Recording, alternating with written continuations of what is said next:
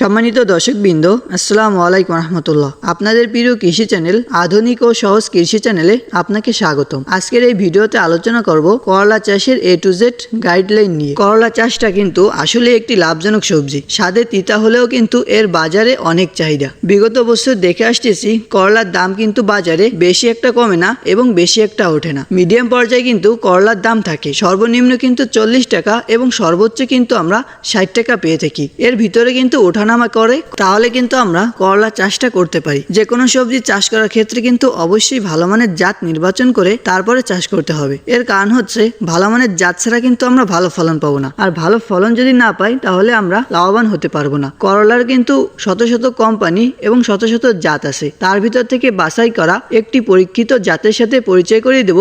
যে জাতটা আমি বিগত বছর চাষ করি, ভালো ফলন দেয়, এবছর আমি চাষ করব।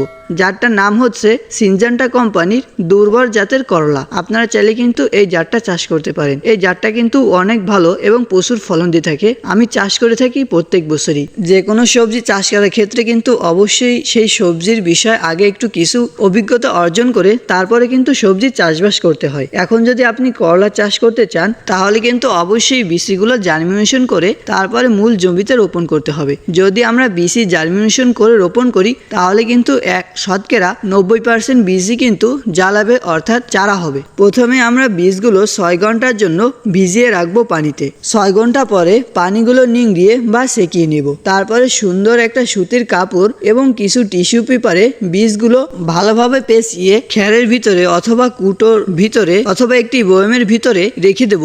একদিন পরে কিন্তু বীজগুলো সুন্দরভাবে জার্মিনেশন হয়ে যাবে। দেখতেই পারতেছেন কত সুন্দর জার্মিনেশন হয়েছে। এখন যদি আমরা বীজগুলো রোপণ করে দিই তাহলে কিন্তু সুন্দর এবং সতেজভাবে একটি চারা তৈরি হবে। এভাবে যদি আপনারা চারা তৈরি করে যদি চাষ করতে পারেন এবং যদি সঠিক পরিচর্যা করতে পারেন তাহলে কিন্তু একটি গাছ থেকে 7 থেকে 8 কেজি ফল অনায়াসে হারভেস্ট করা যাবে। এটা কিন্তু আমার মন গড়া কোনো কথা না। আমি গত বছর চাষ করছিলাম, আমি প্রত্যেকটা গাছে 7 কেজি ফলন পাইছিলাম। এবছরও চাষ করব।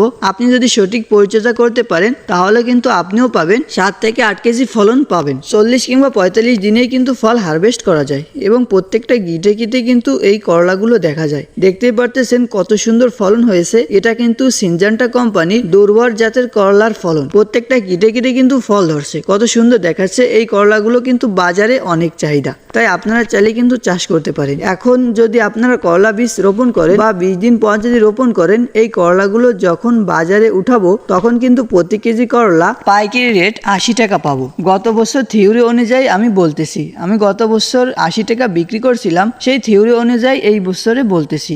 আপনাদের জমিতে অনেকেরই কিন্তু এখন করলা গাছ আছে, আপনারা কিন্তু ওই জমিতে আবার করলা চাষ করতে পারেন। আপনাদের জমিতে বড় জাতের যে করলাগুলো আছে এই করলাগুলো কিন্তু এখন আছে। এই জাতের করলা যদি এখন চাষ করি তাহলে কিন্তু ভালো ফলন দেবে না। তাই আপনারা চাইলে কিন্তু এই জাতটা চাষ করতে পারেন, আমার পরীক্ষিত এই জাতটা। এই সময় করলা চাষ করতে গেলে কিন্তু একটি সমস্যার সম্মুখীন হতে হয়। সেই সমস্যাটা হচ্ছে ফল মাছির সমস্যা। এই মাছিগুলো সাধারণত করে কি, করলা যে ছোট যে জালিগুলো আছে সেই জালিগুলোর উপরে বসে তাদের বংশ বিস্তার করলার ভিতরে ঢুকে দিই, অথবা পরবর্তী টাইমে আস্তে আস্তে এই করলাটা শুকিয়ে মারা যায়। ফল মাছির জন্য আদর্শ কীটনাশক হচ্ছে ক্লোরপাইরিফস প্লাস সাইপারমেকটিন গ্রুপের কীটনাশক।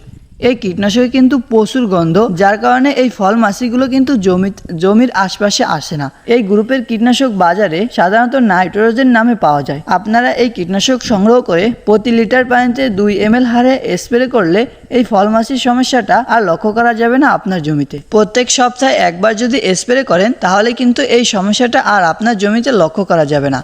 এছাড়াও কিন্তু এখন বা এই সময় কিন্তু আরো বিভিন্ন ধরনের সবজি চাষ করা যায়। যেমন এই সময় যদি বরবটি চাষ করেন সেটাও কিন্তু অনেক টাকা আয় করা সম্ভব, এবং শসাও চাষ করতে পারেন। প্রত্যেকটা সবজি এবং কোন সবজি কখন চাষ করতে হয়, কখন কীটনাশক কখন সার ব্যবহার করতে হয়, সেই বিষয়ে সেই সাবজেক্ট নিয়ে প্রত্যেক দিনই একটি কৃষি বিষয়ক ভিডিও আপলোড করা হয় এই চ্যানেলে। আপনি যদি একজন কৃষক হয়ে থাকেন তাহলে আপনার জন্য এই ভিডিওগুলো অনেক অনেক গুরুত্বপূর্ণ, তাই চ্যানেলটি সাবস্ক্রাইব করে রাখতে পারেন। তো ভালো থাকেন, সুস্থ থাকেন। আসসালামু আলাইকুম ওয়া রাহমাতুল্লাহ।